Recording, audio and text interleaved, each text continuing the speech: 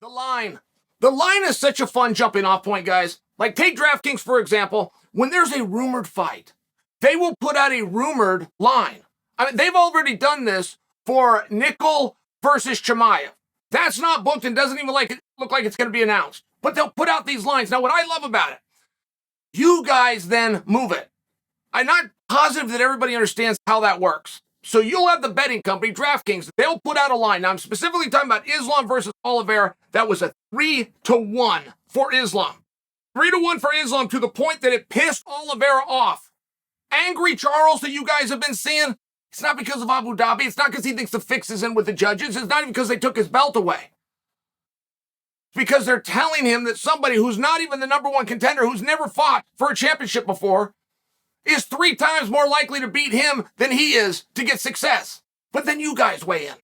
That's where the line starts to move, where you start putting your money, and this has been back and forth, but guess what it did right away? 3.5 to Islam. It moved in the opposite direction as Charles wanted it to. Even bigger disrespect. And then Charles starts putting his case out there. And it really is all about Charles making his case. You guys haven't seen anything new. There isn't new evidence. There isn't more fights. There isn't a change in the rankings. It's all done by what the fighters can convince you that they understand, what tools they know their opponent has, and moreover, in assurance they are prepared to stop those weapons. This is what I call even money.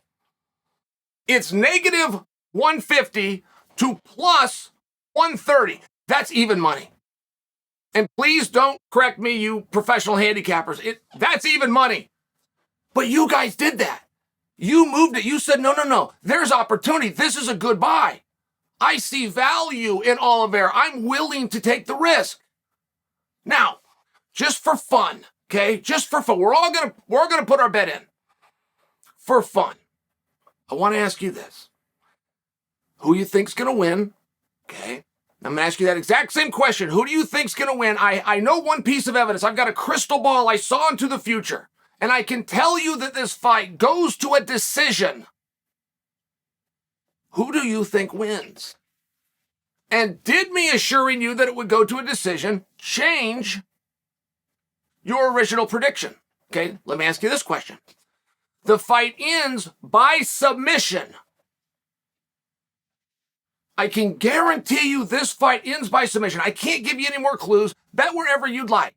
If you were armed with that piece of information, would that change your opinion on who is going to win? And now I want to ask you one final one. Knockout. Somebody gets knocked out, and we're going to include TKO in that. Held down and pummeled till the ref breaks it or hits him and the guy goes to sleep. We're going to combine those two, but I have a crystal ball. I can only give you one clue. But I will give you a clue that this ends by knockout. Who do you think's going to win? And guys, that does change things, right? I mean, just imagine back to Mike Tyson. Mike, who knocked everybody out, and he knocked them out early. And the fights that went long, went hard. He wasn't winning the 10th round very often. He wasn't winning the 11th and 12th round. Mike Tyson himself said, if you go for a knockout, you will not win a decision. But let's say I had a crystal ball. A Mike Tyson fight was coming up, and I could assure you there would be no knockout. There's a lot of fights that Mike had that he was a massive favorite where you guys would have bet against him just with that detail. Michael Chandler is going to fight Dustin Poirier. That's on DraftKings right now. Poirier is a favorite, but they're going to fight for 5 rounds. I would argue for you, I suppose we'll never know, but I would argue for you if that fight was not 5 rounds, it was 3 rounds, it would still be tight.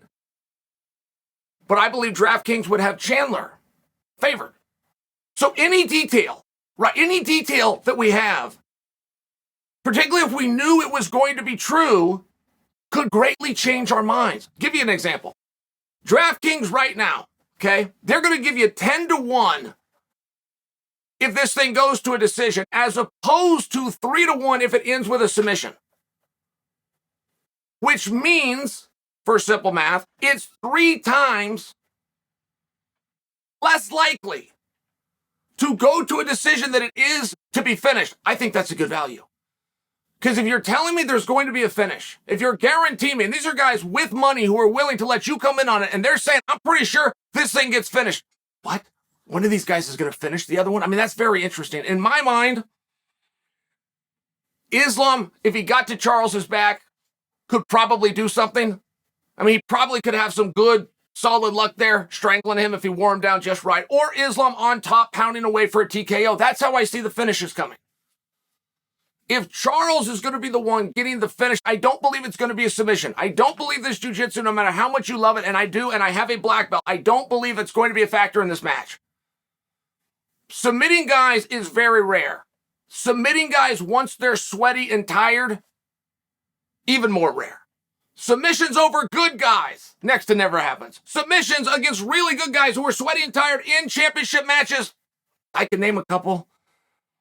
Hell, I've been in a couple. But it's really rare. And I think that if Oliveira is going to finish Islam, it's going to be because he catches him and does something on his feet. And I think that you guys agree with me. I think that that's how you see it as well. But guys, do we know enough about Islam to say that? I mean, we've taken some real leaps of faith. And this is mainly Team Oliveira has taken some massive leaps of faith that for the part of the contest that remains on the feet standing, not only favors, but heavily favors Oliveira. Real obvious to see where that came from, right?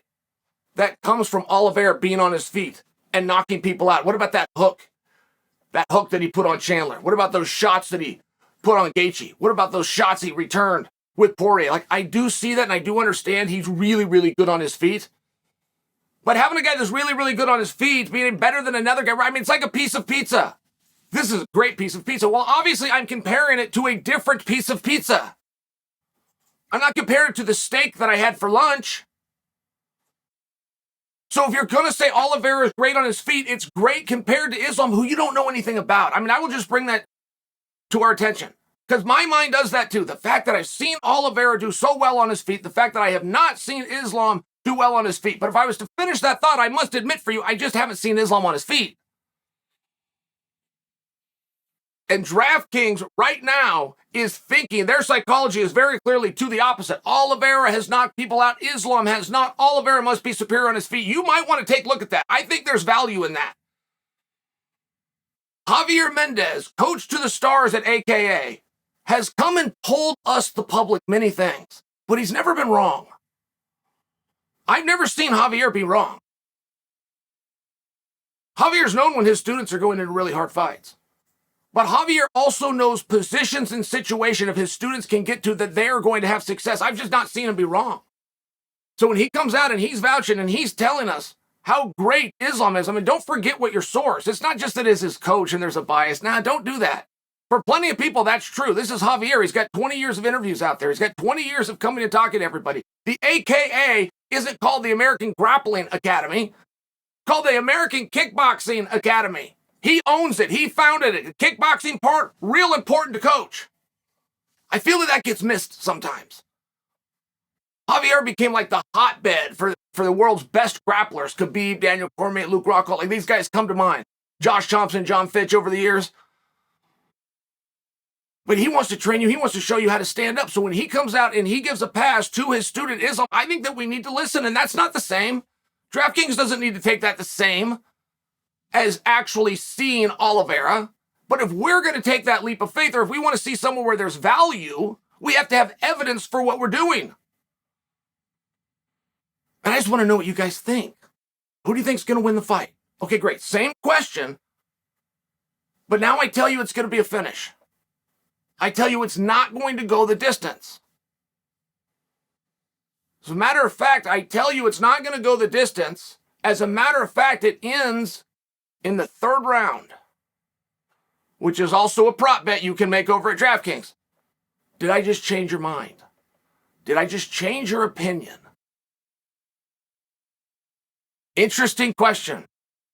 DraftKings has laid it out. They say it's over 3 times more unlikely to get to a decision than the finish. What do you guys think?